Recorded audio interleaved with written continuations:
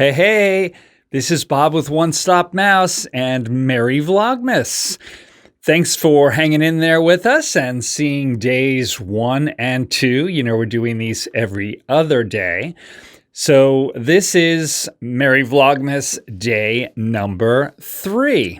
Okay, it's time for our top 10 list of our favorite Christmas films. Number 10. Dr. Seuss's How the Grinch Stole Christmas. It's a 2D animated film, and it came out in 1966. It's the story of a grumpy old hermit who hatches a plan to steal Christmas from the Who's of Whoville. The Grinch is voiced by famous Hammer horror film star Boris Karloff, who's famous for the original Frankenstein films.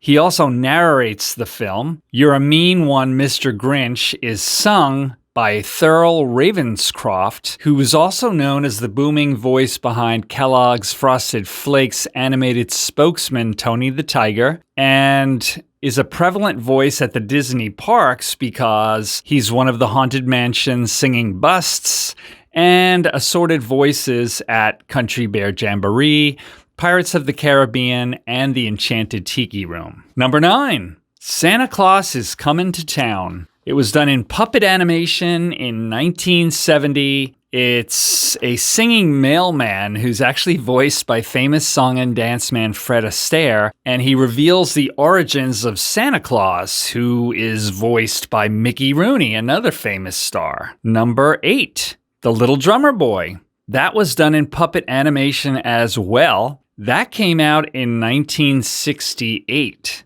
and that's the story of an orphaned drummer boy who hates humanity and finds his life changed forever when he meets 3 wise men en route to Bethlehem. Number 7, A Charlie Brown Christmas. That was done in 2D animation. It came out in 1965, and that's the story of a depressed Charlie Brown seeing the commercialism all around him, who tries to find a deeper meaning to Christmas. Number 6, Frosty the Snowman. That's 2D animation as well. That came out in 1969. A living snowman and a little girl struggle to elude a greedy magician who's after the snowman's magic hat. It's narrated and sung by legendary star Jimmy Durante. And Frosty actually is the voice of Jackie Vernon, who was an old-time comedian that originated up in the Catskills tradition, they call it, of comedians. Elf. Number 5, live-action film, came out in 2003. After discovering that he is human, a man raised as an elf at the North Pole decides to travel to New York City to locate his real father. This thing is chock full of stars. Directed by Mandalorian creator Jon Favreau and starring Will Ferrell, James Caan, Bob Newhart, Zooey Deschanel, and Mary Steenburgen. Number 4, A Christmas Carol. This one is live action. It came out in 1984. It stars George C. Scott and a full cast of classic British actors in this famous story that's the best retelling of Ebenezer Scrooge's reclamation and discovery of the true meaning of Christmas and what's most important in life that I know of. Second to this would be the one that was done in the 50s that starred Alistair Sims. Number 3, Rudolph the Red-Nosed Reindeer.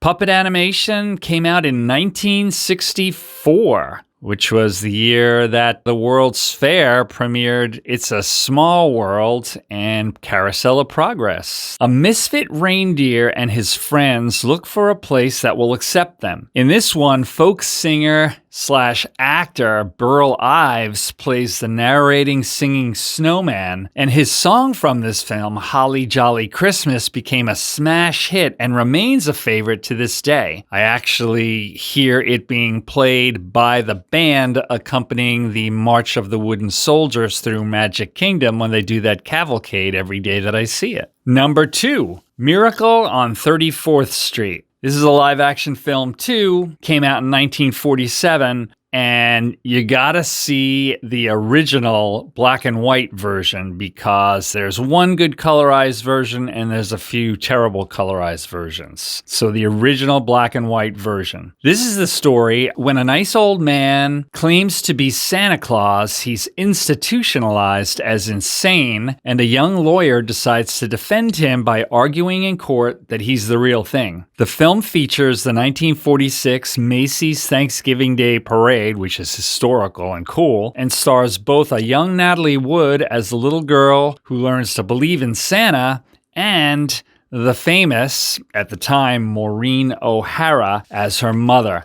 If you don't know who Maureen O'Hara is, she's also in a famous John Wayne film, The Quiet Man, and she has brilliant red hair, which of course in the black and white version of Miracle on 34th Street you don't see. Number 1, It's a Wonderful Life. This is a live-action film. You definitely want to try to catch the original black and white version, again, because there were several bad colorized versions. This film came out in 1946. An angel is sent from heaven to help a desperately frustrated businessman by showing him what the world would have been like if he had never been born. You've probably heard this story before because of all of these films, except for maybe Rudolph. This film has been recreated in so many forms with so many spins that you've probably watched Lifetime and seen Melissa Sue Anderson or the like in some film where she's losing her bakery to the bank and she's depressed and she's divorced and the angel comes down, that kind of thing. So if it sounds familiar, that's why. Even if you haven't seen the film, you kind of get the gist, but this is the real deal. So this classic and wonderful film was a very personal film to both director Frank Capra and star Jimmy Stewart. They both took pay cuts, and Frank Capra cut every corner he could because this was a very low-budget film. It was a labor of love for both of them. The reason that is because both Frank Capra, the director, and star Jimmy Stewart wanted their very first film that they did following World War II to be a life-affirming one. Frank Capra had been overseas doing various films, historical and propaganda type things, and Jimmy Stewart was actually a captain in the Air Force, so they had seen a lot of the horrors of World War II, and they really wanted their first film back to be a life-affirming sort of a film. This was one of Donna Reed's earlier films. She went on to be the star of The Donna Reed Show, which became a famous 1950s TV staple, which affected U.S. family life, mores, and fashion. Donna Reed and Jimmy Stewart had an astounding chemistry in the film, and the TV show 30-something, which debuted in 1987, featured Michael and Hope Steadman, who were a modern-day spin-off on It's a Wonderful Life and that couple. They had an old house that they were fixing up that never was done fixing up. The production company was called Bedford Falls Productions that did the show, and Bedford Falls was the name of the town that they lived in. It's a Wonderful Life. It was very interesting. And it was a successful spin-off, too. I like that show a lot. Although legendary now, many folks don't realize that the film was actually both a critical and commercial flop upon its release in 1946, and it soon faded into obscurity. The only award the film garnered was for a revolutionary theatrical snow that wouldn't melt,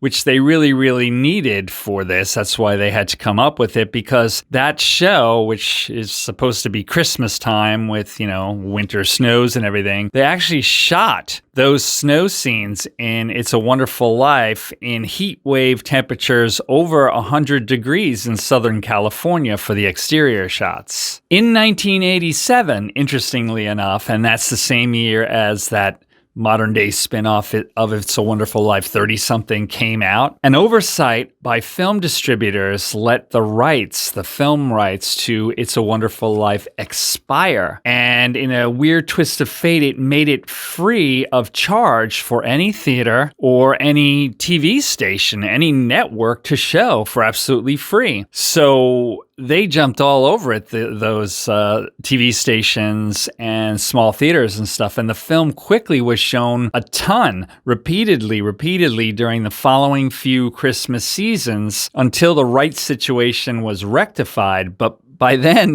by 1990, the film that was originally obscure, Jimmy Stewart loved it, but no one had ever seen it, commercial and critical flop. Over 40 years later, it becomes this film that's on the top of our list, and it's a classic for just about everyone, and very, very strange twist of fate. Before his death in 1997, several years after this film became a classic, Jimmy Stewart often spoke of It's a Wonderful Life, saying that it was his favorite film, and Jimmy Stewart had done 80 films during his career. So out of all of his 80 films, that was his favorite, that little obscure labor of love that he had done. And he said that the way that the little film that could became a Christmas classic was both miraculous and hysterical. He also joked that the angel in It's a Wonderful Life, Clarence, probably had something to do with that as well. I hope you enjoyed our third day of Vlogmas. Stay tuned to the fourth day of Vlogmas, and that will be the day after tomorrow. That will be Wednesday night at 8 p.m., One Stop Mouse's fourth day of Vlogmas. Until then, see you real soon!